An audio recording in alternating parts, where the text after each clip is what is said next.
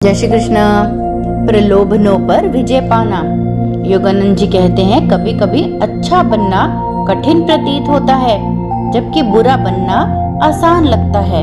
और ऐसा लगता है कि बुरी वस्तुओं का त्याग करना कुछ खो देने के समान है। परंतु मैं कहता हूँ कि आप दुख के अतिरिक्त और कुछ भी नहीं खोएंगे। प्रत्येक वह वस्तु जिसके विरुद्ध महान संतों ने चेतावनी दी है, एक विषयुक्त मधु की भांति है। मैं कहता हूँ, इसे मत चखो। आप तर्क कर सकते हैं, लेकिन यह मीठा है। ठीक है, मेरा तर्क यह है कि इसकी मिठास का स्वाद लेने के बाद आपको यह नष्ट कर देगा। आपको भ्रमित करने के लिए बुराई को मीठा बनाया गया था। विषयुक्त मधु और अपने सर्वश्रेष्ठ हित की वस्तु में अंतर जानने के लिए आपको अपने विवेक का प्रयोग करना पड़ेगा। उन वस्तुओं से दूर रहें जो अंततः आपको दुख देती हैं, और उनको चुने जो आपको स्वतंत्रता एवं सुख देती हैं। दुख, रोग और असफलता ईश्वर के नियमों का उल्लंघन करने के सहज परिणाम हैं। ऐसे उल्लंघनों से बचना और अपने अंतर में उन विचारों एवं कार्यों के द्वारा शांति एवं आनंद को प्राप्त करना जो कि आपके वास्तविक स्वरूप के साथ समरस है, यही बुद्धिमानी है। जब कभी आपके मन में कोई तीव्र इच्छा हो तो अपने विवेक का उपयोग करें। स्वयं से पूछें, क्या यह अच्छी इच्छा है अथवा बुरी, जिसे मैं पूरा करना चाहता हूँ। भौतिक इच्छाएं संतुष्टि एवं प्रसन्नता की झूठी आशाओं को बढ़ाकर हमारी बुरी आदतों को प्रोत्साहित करती हैं। ऐसे समयों पर व्यक्ति को सच्चाई प्रकट करने के लिए अपनी विवेक शक्तियों को बुलाना चाहिए। बुरी आदतें अंततः दुख की ओर ले जाती हैं। इस प्रकार अनावृत करने से बुरी आदतें मनुष्य को प्रभावित करके दुख बढ़ाने में असमर्थ हो जाती हैं। प्रलोभनों का विरोध करना जीवन के सभी सुखों का परित्याग करना नहीं है। यह तो जो आप करना चाहते हैं उस पर दैवी नियंत्रण प्राप्त करना है। मैं आपको वास्तविक मुक्ति का मार्ग दिखा रहा हूँ, न कि स्वतंत्रता का झूठा भाव जो वास्तव में आपको ऐसा करने के लिए बाध्य कर रहा है जैसा आपकी आदतें आपसे करवाती हैं। पुराना रूढ़िवादी ढंग प्रलोभन या वासना को नकारना, उसका दमन करना है। परंतु आपको उस प्रलोभन को नियंत्रित करना अवश्य सीखना होगा। लोभित होना कोई पाप नहीं है। चाहे आप प्रलोभन से आवेशित भी हो रहे हो, तब भी आप बुरे नहीं हैं। परंतु यदि आप उस प्रलोभन के आगे झुक जाते हैं तो आप बुराई की शक्ति द्वारा अस्थायी रूप से पकड़े गए हैं। आपको अपने चारों ओर ज्ञान की सुरक्षात्मक दीवारें खड़ी कर लेनी चाहिए। प्रलोभन के विरुद्ध ज्ञान से बढ़कर बलशाली शक्ति और कोई नहीं है जिसका आप प्रयोग कर सकते हैं। पूर्ण ज्ञान आपको उस अवस्था पर ले जाएगा जहां आपको ऐसे कार्य करने के लिए कुछ भी प्रलोभित नहीं कर पाएगा, जो सुख का वचन तो देते हैं परंतु अंत में आपको केवल दुख ही देते हैं। जब तक आपको ज्ञान प्राप्त नहीं हुआ है और जब प्रलोभन होता है तो सर्वप्रथम आप उस कार्य अथवा लालसा को रोक दें और उसके बाद तर्क करें। यदि आप पहले तर्क का प्रयास करते हैं तो चाहे आप किसी कार्य को ना भी करना चाहें तो भी आप उसे करने के लिए बाध्य हो जाएंगे, क्योंकि प्रलोभन तर्क पर हावी हो जाएगा। केवल कहें नहीं और उठकर दूर चले जाएं। यही माया से बचने की अचूक विधि है। प्रलोभन के आक्रमण के समय आप जितना अधिक इस नहीं करूंगा की शक्ति को विकसित करेंगे, उतना ही अधिक आप प्रसन्न रहेंगे, क्योंकि संपूर्ण आनंद उस कार्य को करने की क्षमता पर निर्भर करता है जिसे आपकी अंतरात्मा आपको अवश्य ही करने के लिए कहती है। जब आप प्रलोभन को नहीं कहते हैं तो आपका अर्थ नहीं ही होना चाहिए। आप कभी हथियार न डालें। अति दुर्बल व्यक्ति सदा हाँ कहता है, परंतु महान मन नहीं से भरे होते हैं।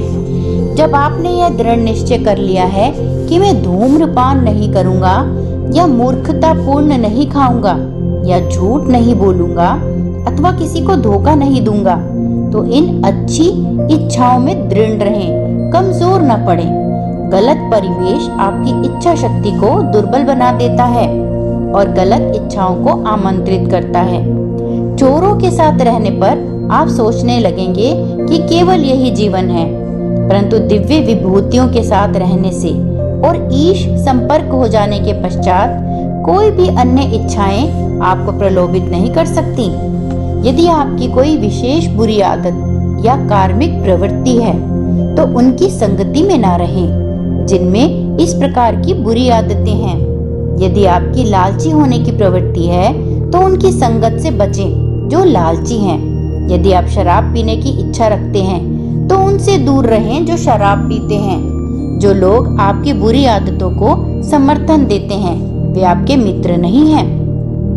वे आपको आपकी अपनी आत्मा के आनंद को दूर फेंकने का कारण बनेंगे। बुरे कर्म करने वालों की संगति से बचें और उनकी संगति करें जो अच्छे हैं। आपके जीवन में सबसे अधिक प्रभाव जो कि आपकी इच्छा शक्ति से भी अधिक शक्तिशाली है वह है आपका परिवेश।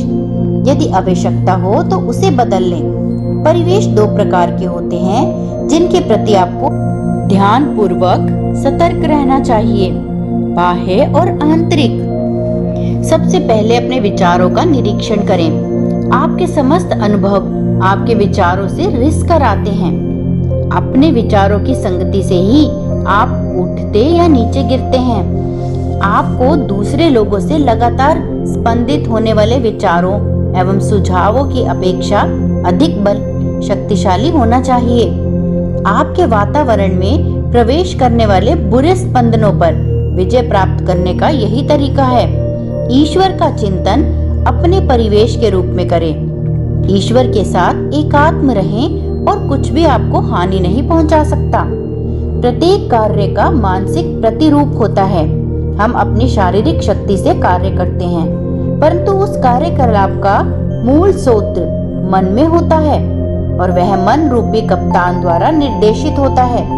चोरी करना पाप है, परंतु उससे बड़ा पाप चोरी करने का मानसिक कर्म है जो भौतिक वस्तुओं के रूप में चोरी प्रारंभ करता है, क्योंकि मन ही वास्तविक कुकर्मी है। जिस किसी बुरे कार्य करने से आप बचना चाहते हैं, सर्वप्रथम उसे मन से बाहर फेंक दें। यदि आप केवल भौतिक कर्म पर ही एकाग्र होते हैं तो नियंत्रण कर पाना बहुत ही कठिन है। मन पर एकाग्रता करें, अपने विचारों को सही करें और कार्य स्वतः ही ठीक हो जाएंगे। जैसे ही कोई बुरा विचार आए आप उसे बाहर फेंक दें, तब माया आपका कुछ नहीं बिगाड़ सकती। लेकिन जैसे ही आप कुछ गलत सोचते हैं आप माया की ओर जाते हैं। आप निरंतर अच्छाई और बुराई के बीच इधर से उधर जा रहे हैं। इससे बचने के लिए आपको ऐसी जगह जाना चाहिए जहां माया ना पहुंच सके, यानी ईश्वर के हृदय की गहराई में। सद्गुण और पवित्रता की जड़ें दुर्बलता में नहीं है, बल्कि ये शक्तिशाली गुण हैं जो बुराई की शक्तियों से लड़ते हैं। यह चुनना आपके सामर्थ्य में है कि आप पवित्रता, प्रेम, सुंदरता तथा आध्यात्मिक आनंद को कितनी मात्रा में व्यक्त करेंगे। केवल कार्यों के माध्यम से ही नहीं, बल्कि अपने विचारों, भावनाओं और इच्छाओं में भी। मन को पवित्र रखें और आप प्रभु को सदा अपने साथ पाएंगे। आप उन्हें अपने हृदय की भाषा में आपसे बात करते सुनेंगे। प्रत्येक फूल एवं झाड़ी में, घास की प्रत्येक पत्ती में, सभी गुजरते हुए विचारों में आप उनकी झलक देखेंगे। धन्य हैं वे जो हृदय से पवित्र हैं, क्योंकि वे ईश्वर के दर्शन करेंगे। प्रलोभन को जीतने का सबसे उत्तम तरीका तुलना करना है। अधिक ध्यान करें और देखें कि क्या ध्यान आपको अधिक प्रसन्नता प्रदान नहीं करता। जब आप अपने मन को ध्यान में अंतर्मुखी करते हैं, तब आप यह समझना प्रारंभ कर देते हैं कि बाहर की अपेक्षा अपने भीतर अधिक अद्भुत वस्तुएं हैं। यदि आप केवल अपनी आत्मा पर एकाग्र हैं, जो आपके अंदर ईश्वर का पूर्ण प्रतिबिंब है, तो आप अपनी सभी इच्छाएं संतुष्ट होती हुए पाएंगे। आंतरिक आनंद के अभाव में मनुष्य बुराई की ओर मुड़ते हैं। परमानंद स्वरूप ईश्वर पर ध्यान करने से हमारे भीतर अच्छाइयाँ व्याप्त हो जाती हैं। अहंकार आत्मा की ईश्वर के लिए निरंतर अतृप्त लालसा को भौतिक माध्यमों से संतुष्ट करने का प्रयास करता है। इसके लक्ष्य की प्राप्ति एक और ही रही, यह तो मनुष्यों के दुखों को और बढ़ा देता है। आत्मा की भूख को कभी भी इंद्रियों में लिप्त होकर तृप्त नहीं किया जा सकता। जब मनुष्य इसका अनुभव करता है और अपने अहम को वश में कर लेता है, यानी जब वह आत्म नियंत्रण प्राप्त कर लेता है, तो दिव्य आनंद के बोध से उसका जीवन भौतिक शरीर में रहते हुए ही गौरवान्वित हो जाता है। तब भौतिक इच्छाओं एवं भूख का दास बना रहने की अपेक्षा मनुष्य का ध्यान सर्वव्यापकता के हृदय में स्थानांतरित हो जाता है, जहाँ पर वह प्रत्येक वस्तु में छिपे आनंद के साथ सदा के लिए विश्राम करता है।